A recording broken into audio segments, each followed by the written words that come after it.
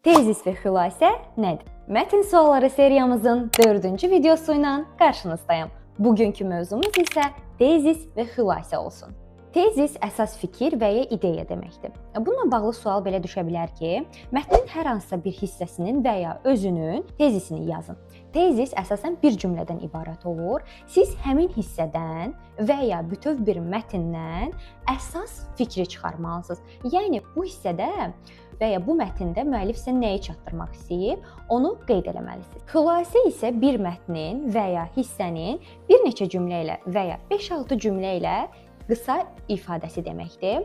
Ola bilər ki, deyilsin ki, mətnin əsas hissəsini, xülasəsini yazın və ya mətnin xülasəsini yazın deyə bilərlər. Bu zaman siz həmin hissəni 5-6 cümlə ilə yazmağa çalışın və o 5-6 cümlə elə olmalıdır ki, oxuyan həmin cümlələri oxuduqda həmin mətn və ya hissə ilə bağlı kifayət qədər məlumatlanmış olsun. Yəni əsas məqamları qeyd etməyə məcburiyyətindəsiniz.